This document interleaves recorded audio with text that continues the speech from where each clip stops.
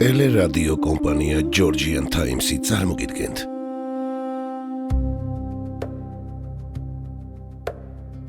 საქართველოს ისტორიის გაკვეთილები.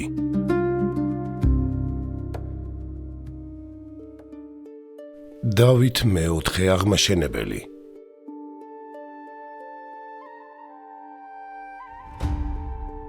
თბილისის შემოერთებიდან მეორე წელს 1023 წლის დასაწყისში რეგიონში ვითარება კვლავ დაიძაბა.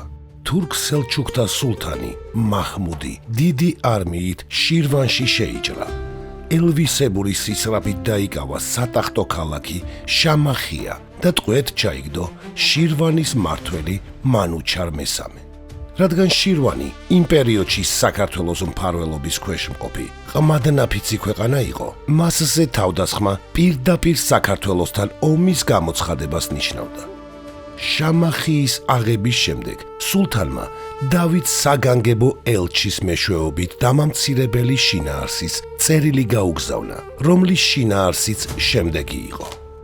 შენ მეფეო დავით, ხოლოდ დღეთა მეფე ხარ და ვერასოდეს გამოხვალ გაშლილ ველზე თურქთა წინააღმდეგ. აი მე უკვე ავიღე შირვანი და ხელთ ვიგდე მისი მმართველი. ახლა შენგან მორჩილება და ღვენს ვითხოვ. თუ არადა სამალავიდან გამოდი და პირისპირ შემებრძოლე. ელჩების გასტუმრებისთანავე საქართველოს სამეფო კარმა მყისიერი ზომები მიიღო. 1023 წლის მაისის დასაწყისში ქართველთა ხელმწიფის მრავალ ათასიანი ლაშქარი შირვანის მიმართულებით დაიძრა.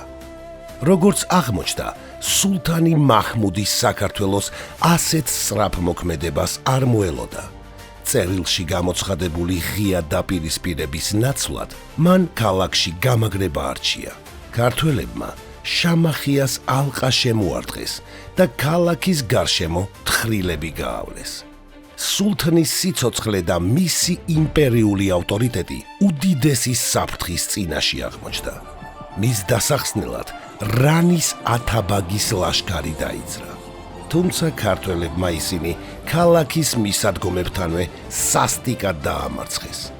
შამახია კრიტიკულ მდგომარეობაში იყო და მისი დაცემა მხოლოდ დროის საკითხს წარმოადგენდა. თუმცა მოვლენები მოულოდნელად განვითარდა. ერთ ღამეს ქართველებსა და მოკავშირე ყივჩახ მეომრებს შორის შიდა დაპირისპირება მიფეთქა. არეულობამ ლაშქარში ყურადღების მოდუნება გამოიწვია, რაც სულთანმა მყისვე გამოიყენა. მან ისარგებლა ღამის წყდიადით, ფარულად დატოვა ქალაქი და გაქცევით უშველა თავს. მართალია, სულთანი მაჰმუდი დატყვევებას გადაურჩა, თუმცა შირვანი თურქ-სელჩუკთა უშუალო საფრთხისგან გათავისუფლდა. მიუხედავად ამისა, მოვლენები მოულოდნელი მიმართულებით განვითარდა. მეფე დავითსა და მის სიძეს შირვანის მმართველ მანუჩარს შორის პოლიტიკური კონფლიქტი გამწვავდა. ამის მიზეზი სავარაუდოდ მანუჩარის მერყევი პოზიცია გახდა, რამაც დავითი აიძულა შირვანის მიმართ კიდევ უფრო მკაცრი პოლიტიკა გაეტარებინა. შამახიის ალყიდან სულ რაღაც ერთი თვის შემდეგ დავითის სამეფო არმიით კვლავ შირვანის ტერიტორიაზე შეიჭრა. მიუხედავად ზაფხულის მცხუნვარე სიცხისა, ქართულმა ლაშქარმა ელვისებური იერიშით აიღო გულისტანის ციხე, შარვან შაჰების მთავარი რეზიდენცია და უკან დიდი ალაფით დაბრუნდა. ეს მხოლოდ დასაწყისი იყო. მომავალ 1024 წელს დავითმა კიდევ უფრო ფართომასშტაბიანი სამხედრო კამპანია წამოიწყო. ქართული ლაშქარი კვლავ შირვანისკენ დაიძრა და მოკლე დროში არაერთი სტრატეგიული ციხე-სიმაგრე დაიკავა. მეფემ დაარბია და ააოხრა შაბურანი და მთელი ძალით კასპიის ზღვისპირეთისკენ, დარუბანდისკენ მიმართულებით წაიწია.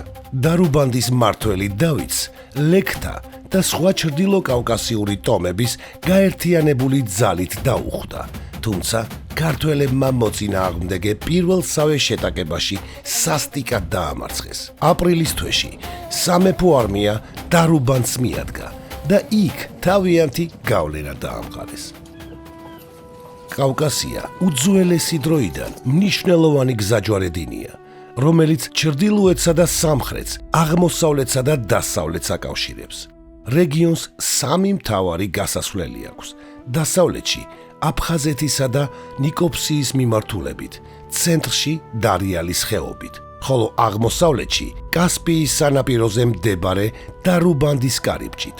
დარუბანდის აღებით დავითის მმართველობის ქვეშ მოექცა სამივე სტრატეგიული კარიბჭე, რაც იმას ნიშნავდა, რომ საქართველოს სრულიად აკონტროლებდა ჩრდილოეთიდან სამხრეთისკენ მიმავალ ყველა ცივილიზაციურ გზას.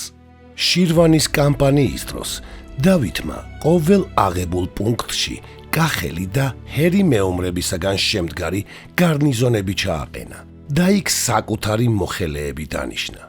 მეფემ შირვანში მართვის ახალი სისტემა დაამკვიდრა. ქვეყნის დასავლეთი ნაწილი, სადაც ძირითადად ქრისტიანი მოსახლეობა ცხოვრობდა, სვიმონ წიგნობართ უხუცეს ბედიისა და ალავერდის ეპისკოპოსს დაუქვემდებარა. აღმოსავლეთ შირვანი კი ფორმალურად მანუჩარ მესამეს გადასცა, თუმცა რეალური კონტროლი სამეფო კარის ხელში დარჩა. ამ ნაბიჯით დავითმა შირვან შაჰის ტიტულით დაიმკვიდრა და საქართველო კასპიის ზღვისპირეთში უპირობო მმართველად იქცა. აღმოსავლური კამპანიის პარალელურად ქართულმა ლაშქარმა სამხრეთ-დასავლეთითაც ფართო მასშტაბიანი იერიში მიიტანა.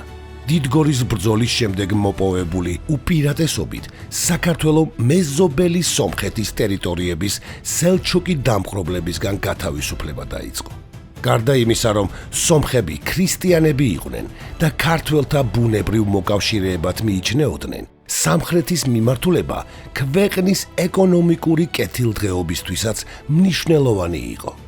ევროპასა და აზიას შორის გამავალი მთავარი სავაჭრო გზები სწორედ აქ გადიოდა და მათი კონტროლი დავითის ერთ-ერთ ძირითად მიზანს წარმოადგენდა. ქართულმა მხედრობამ სამხრეთით წინ წაიწია და ჩრდილოეთ სომხეთის სტრატეგიული ციხესიმაგრეები დაიკავა. გაგი, ტერონაკალი, ქავაზინი, ნორბედი, მანაზგომი და ტალინჯაქარი. ამავდროულად დასავლეთ საქართველოს ლაშქარმა სამხრეთ-დასავლეთის მიმართულებით ილაშქრა, გაიარა ჯავახეთი, კოლა, კარნიფორი, ბასიანი და სპერამდე მივიდა. 1124 წელი საქართველოს ისტორიაში უდიდეს გამარჯვებათა წლად იქცა. ასეთი მასშტაბის სამხედრო წარმატებები ქვეყნის ისტორიაში იშვიათად გვხვდება. თუმცა დავითის მთავარი სტრატეგიული ტრიუმფი ჯერ კიდევ წინ იყო.